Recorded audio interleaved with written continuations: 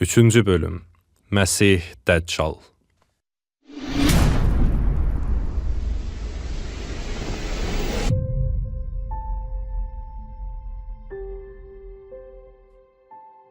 Dünya ən qaranlıq günlərini gördüyü zaman Allahın nuru zühur edəcək.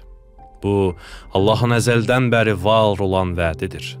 Bugün bütün dünyada milyonlarla insan bu vədin tamamlanmasını gözləyir.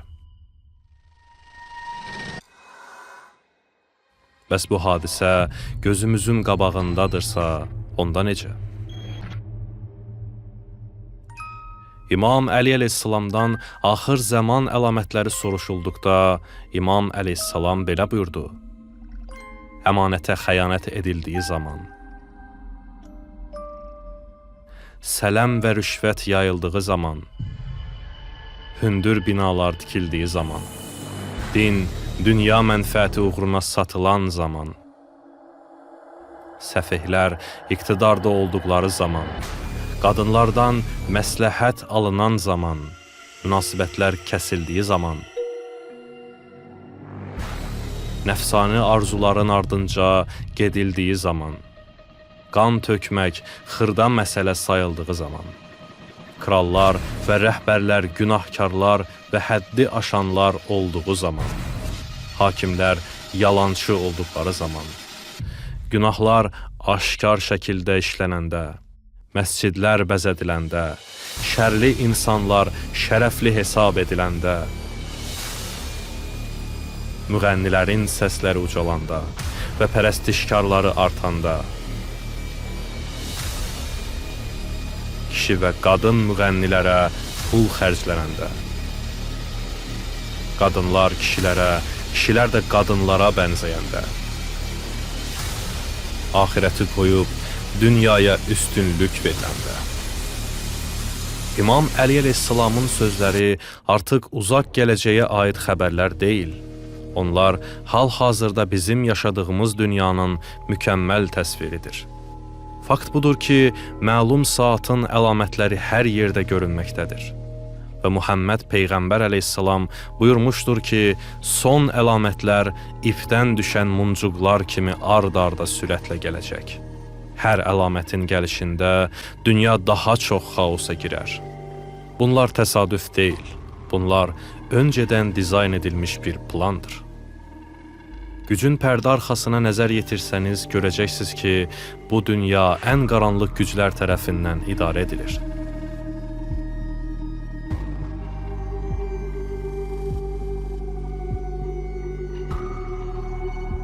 İncildə xəbər verilir ki, axır zamanda dünya Roma imperiyasının qaydışını görəcək və əvvəl olduğu kimi imperiya bir siyasi lider tərəfindən idarə olunacaq ki, o, Məsih Dəccaldan başqası deyil.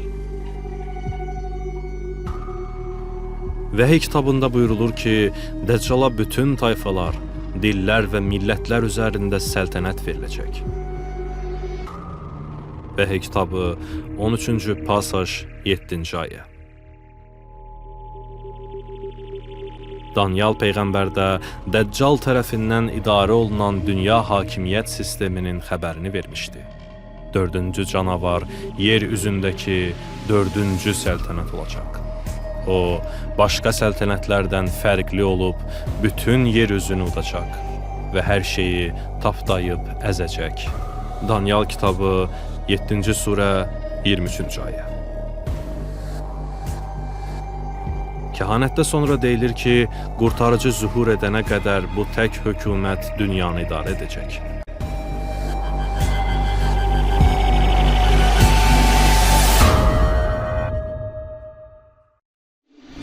Həm xristian, həm də İslam dinində insanlar Məsih Dəccalın onları özünə ibadət etməyə çağıracağı və asanlıqla pərəstişkarlar qazanacağı barədə xəbərdar ediliblər.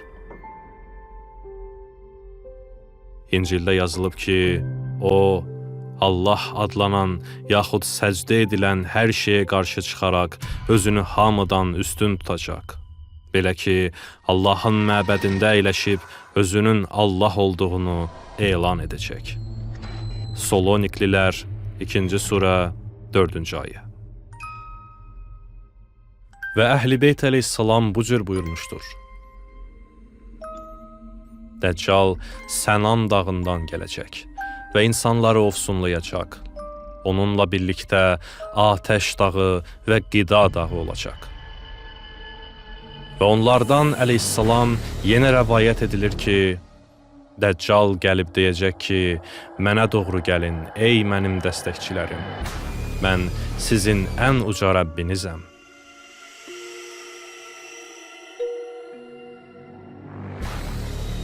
Bu kəhanətlər tam olaraq kimi təsvir edir? Bugün dünyada hansı hakimiyyət öz güc və nüfuzunu bütün dünyaya yayır? Hansı ölkə dünyanı atəş dağı ilə idarə edir və insanlara gözəl yaşayış və fürsətlər vəd edərək özünə tərəf cəlb edir? Öncədən də xəbər verildiyi kimi, bu dünyada bir varlıq var ki, yer üzünü yeyib bitirmişdir. O yer üzünü ələ keçirmişdir ki, onunla fəsadı yaya bilsin.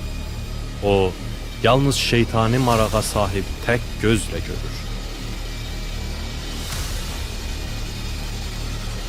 O, Amerika Birləşmiş Ştatları hökumətidir.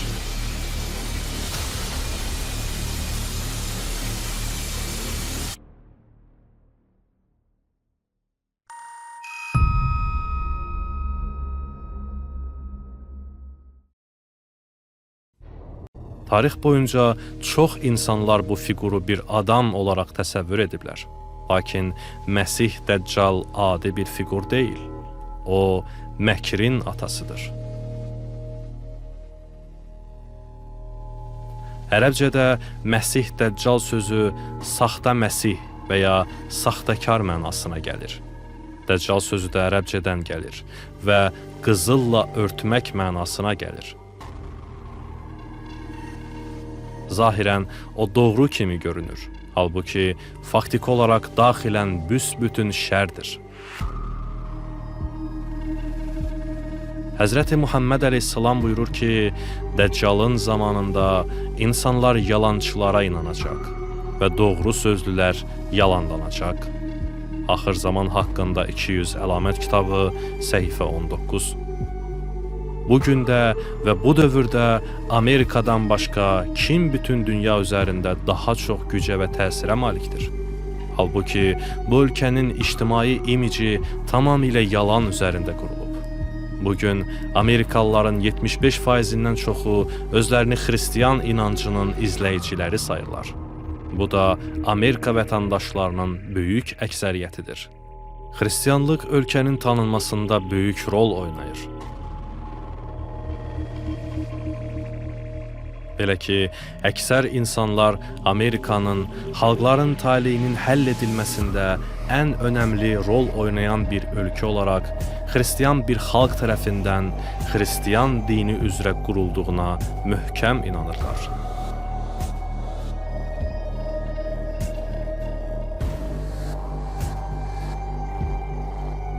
Onun mövcud olduğu bu 240 illik dövrdə Amerika xalqı inandırılıb ki, Amerika dini prinsiplərə əsaslanan bir xalqdır.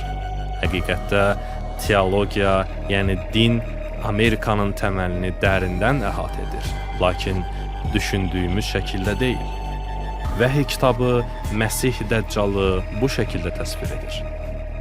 Onun quzu kimi 2 buynuzu var idi, amma əjdaha kimi səs çıxarırdı. Vəhiy kitabı 13-cü surə 11-ci ayə. Yəni o, özünü Tanrının quzusu İsa Məsihin imicində göstərir, lakin həqiqətdə şeytan tərəfindən dəstəklənir. Kəhanətlər göstərir ki, bilikli xristiyanlar da daxil olmaqla din xadimləri Məsihin bir çox təlimlərinə zidd olan saxta xristiyanlığı qəbul etməkdə aldadılacaqlar. Kapitalist ideyaları və nəfsə ibadəti aşılayan Amerika markası olan xristiyanlıq İsa əleyhissalamın təlimləri ilə eyni xəttdə gedirmi? Fərdlərin hakimiyyəti Amerika konstitusiyasının başlıca prinsiplərindən biridir. ABŞ konstitusiyasının 1-ci əlavəsinə əsasən dini azadlıq konstitusiya hüququdur. Təməli quran atalar bu qədər dindar xristian olublarsa, onda nəyə görə milli qanunvericiliyin dini ideyalara əsasən qurulmasını qadağan edən belə bir qayda tətbiq ediblər? Bu, təməli quran ataların qətnaməsi idi. Heç təəccüb edirsinizmi? Bu şəxslər haqqında həqiqətən nə qədər məlumatımız var? Görəsən bu ölkəni kimlər və nəyə görə qurdular? Amerikanın kökü Avropadan gəlir. Britaniya krallığına qarşı Amerikan inqilabına rəhbərlik etmiş şəxslərin çoxu Şimali Amerikanın 13 müstəmləkəsində məskunlaşmış müstəmləkəçilərin varisləri idilər. Lakin ola bilsin gözdən qaçırdığınız şey budur ki, Amerika tarixində ən önəmli fiqurlardan biri Amerikaya Britaniyadan deyil, Bavariyadan gəlib. Adam Weishaupt 1748-ci ildə müasir Almaniyanın Bavariya əyalətində yerləşən Ingolstadt şəhərində anadan olub. Gənc yaşda yetim qalmış Adamın alim olan əmisi onun təhsilini öz öhdəsinə götürdü və onu Yezuit məktəbinə yazdırdı. Weishaupt təhsilini başa vurduqdan sonra Ingolstadt Universitetində Natural və kilsə qanunu üzrə professor oldu və evlənərək ailə həyatına başladı. Zahirən o şərti həyat sürürdü. Lakin diqqətlə baxıldığında aşkar olur ki, Weishaupt'un beyni heç istirahət etmirdi. O, bir gənc olaraq əmisinin kitabxanasında dövrünün fransız irfan elminin filosoflarının kitablarını oxuyub bitirən acgöz bir oxucu idi. O dövrlərdə Bavariya çox mühafizəkar və katolik idi. Weishaupt inanırdı ki, monarxiya və kilsə insanların düşüncə azadlıqlarını əllərindən alır. O, dinin cəhalət və köhnəlmiş olduğuna inanaraq aydınlatmanın başqa bir formasını tapmağa qərar aldı.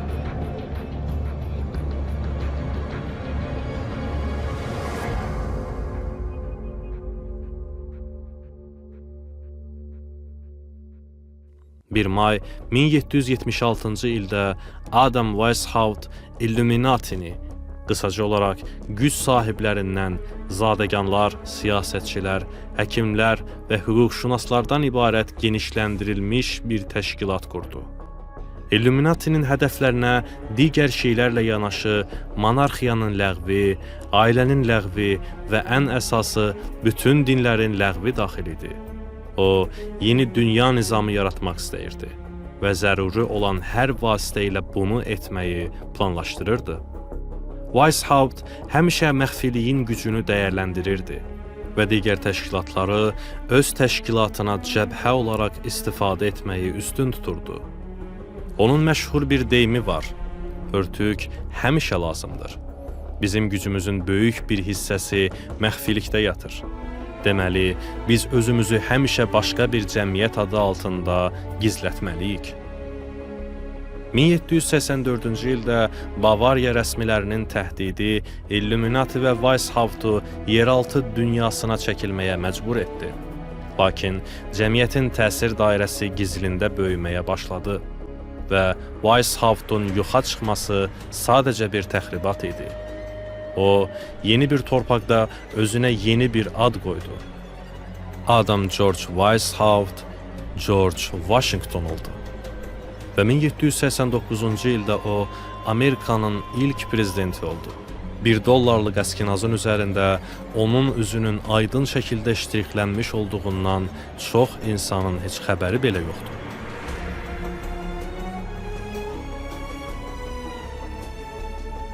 Amerikanın erkən dövrlərində Illuminatinin təsiri sirr olaraq qorunurdu. Nəhayət, 1950-ci ildə Mason Xidmətləri Assosiasiyası digər şəxslərlə yanaşı Washingtonun, Benjamin Franklinin və John Hancock'un da yeni dünya nizamı üzvləri olduqlarını ifşa edən ard-arda tarixi sənədlər dərc etdi. ABŞ, İsa Məsihin dəyərləri üzərində deyil, aydınlanma ideologiyası üzərində xristiyan ölkəsi olaraq deyil, rasionalist, aydınlanmış bir xalq olaraq quruldu. Bəs bu aydınlanmanın mənbəyi nədir? Nurun daşıyıcısının özü Lusifer. Qlobal elitlər də daxil olmaqla Stork Order üzvləri həqiqətən də inanırlar ki, Lusifer şər deyil, əksinə Tanrının özüdür. Gözünüzü açdığınızda Lusiferian simvolları hər yerdə sadə görüntülərin içində gizlənmiş olaraq görürsünüz. Onun ticarət nişanını görmək üçün $1 əskinazının baxmağınız kifayətdir. Həzrəti Muhammed əleyhissalam da tək gözlü Dəccala qarşı xəbərdar etmişdir. Eyni təsvir xristiyanların İncilində də mövcuddur. Zəkərya kitabında belə yazılıb. Sürünü tərk edən yaramaz çobanın vay halına. Qılınc onun qolunu və sağ gözünü vursun. Qoy onun qolu qurusun, sağ gözü isə kör olsun. Zəkərya 11-ci surə 17-ci ayə.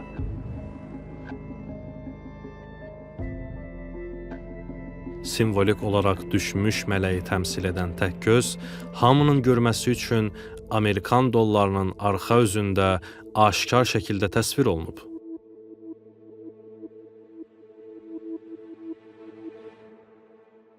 Bu, qəsb edilmiş bir ölkənin tarixçəsi deyil. Fundamental olaraq Amerika iblisin prinsiplərini yaymaq üçün tərtib edilmişdir. Öz-özünü dublaj etmiş, azadlıq torpağı olan Amerika hər biri öz arzularının arxasınca düşən kəslər üçün insanların hakimiyyətini, demokratiyanı və azadlığı ən yüksəkdə tutur.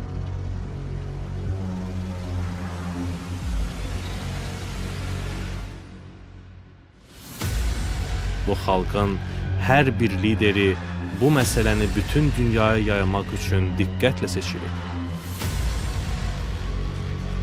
Bu ənənə bu günümüzə qədər davam etməkdədir.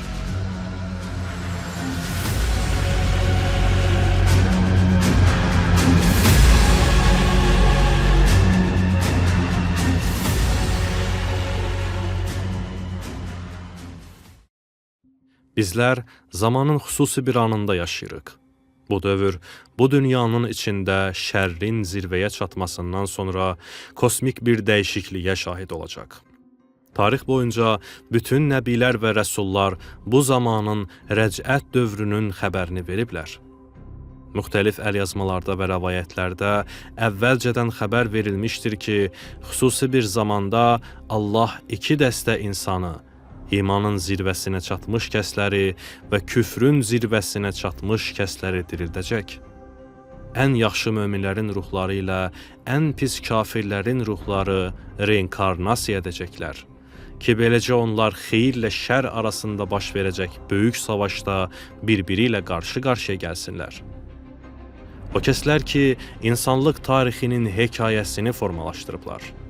Bəziləri daha yaxşı, bəziləri daha da pis olsun deyə elə bu andaca canlı olaraq buradadırlar.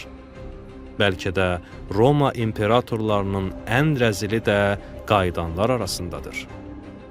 O, eramızın 1-ci əsrində dinin Romada təzəcə çiçəklənməsinə başladığı zamanda öz qılıncını xristiyan qanına bulamış ilk imperator olaraq tanınır. O, Nero Claudius Caesar'dır. Lakin bugün siz onu Amerikanın 45-ci prezidenti Donald Trump olaraq tanıyırsınız.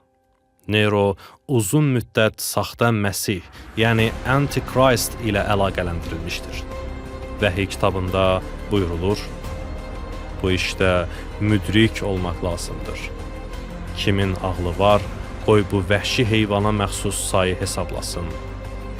Çünki bu bir insanın sayıdır. Onun sayı 666'dır. Vəhiy kitabı 13-cü surə 18-ci ayə. Bu tapmaca nə anlama gəlir və onun Nero ilə nə əlaqəsi var? İbranicə 666 rəqəmi Nero Sezarın qarşılığıdır. Eksantrik Roma imperatoru Nero eramızın 68-ci ilində ölüb. O öləndə cəmi 30 yaşında idi. Lakin onun 13 illik hakimiyyəti Roma tarixinin xüsusən çox səs-küylü dövrü olub. Xristianlara ilk işgəncə verən olaraq tanınmış Neronun xristianlardan zəhləsi gedirdi və onlar Roma tanrılarını saymadıqlarına və batil inanclar yaydıqlarına görə onlara əzab, əziyyət verirdi. O, tez-tez əmr edirdi ki, xristianları itlərə yem etsinlər, çarmıxa çəksinlər, yaxud da diri-diri yandırsınlar. Faktiki olaraq qədim xristianların bir çoxu inanırdılar ki, Nero xristianlığa qarşı qiyamət savaşı aparmaq üçün geri dönən saxta Məsih idi. Vəhiy kitabı onun öldükdən sonra qayıdacağına zəmanət verir. Gördüyün vəhşi heyvan, var olmuş, indi yox olan və dipsiz dərinliklərdən çıxmaq üzrə olaraq həlakə gedir. Yer üzündə yaşayan və dünya yaranandan bəri adı həyat kitabına yazılmamış adamlar vəhşi heyvanı görəndə heyrətə düşəcək. Çünki o, var olmuş, yox olan, amma yenə gəlməli olandır. Vəhiy 17-ci surə 8-ci ayə. Bu ayə xristianları əsrlər boyunca çaşqınlıqda qoymuşdur. Onlar heyrətlə soruşurdular ki, görəsən Nero saxta Məsihdirmi? O nə cürsə axır zamanda diriləcəkmi? Bu kəhanət gerçəkləşmişdir. Bu ruh, bu fiziki dünyada yenidən həyata geri dönmüşdür. Əvvəlki həyatında Nero Roma imperiyasını idarə edirdi. Bugün isə o, geri dönmüş Roma imperiyası olan Amerika Birləşmiş Ştatlarının prezidentidir. O, Məsih Dəccalın bədənləşmiş forması olaraq deyil, Məsih Dəccal xalqının öndəri olaraq gəlmişdir.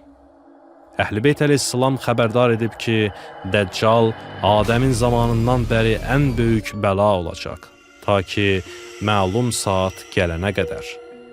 Bu, onun bütün dünyada qarşılığa səbəb olacağından dolayıdır. Həzrəti Muhammed əleyhissalam bu cür buyurur.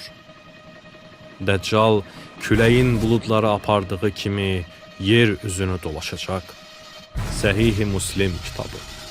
O, bolluk və firavanlıq vəd edərək gələcək. Aldanmayın. Çünki onun verdiyi vədlər xülyadan başqa bir şey deyil. Həzrəti Muhammed əleyhissalam yenə buyurur. Mən Dəccalda olan şeyi ondan yaxşı bilirəm. Onun 2 axan çayı olacaq ki, biri açıq-aşkar suya, digəri isə açıq-aşkar yanan atəşə bənzəyəcək. Sizlərdən kim onu görsə, elə isə atəşə bənzəyən çayı seçsin. Qoy o, gözlərini yumsun və başını əyib ondan içsin. Çünki atəş onun üçün sərin suya çevriləcək. Səhih-i Müslim kitabı. Və o, böyük saxtakar olduğu üçün insanların çoxu ona beyət edəcək. Bununla da öz taleylərini möhürləyəcəklər. Həzrəti Muhammed əleyhissalam xəbər vermişdir ki, onun yanında cənnət və cəhənnəm olacaq. Lakin onun cənnəti cəhənnəm, cəhənnəmi də cənnət olacaq. Biz bu həyatın yolçularıyıq və hal-hazırda insanlıq yol ayrıcındadır. Hər kəs hansı yolda yürüyəcəyini seçməlidir. Hər addımınızda agah olun ki, bütün yollar sonda bir hədəfə doğru aparacaq. Acı həqiqətə doğru yol alacaqsınızmı?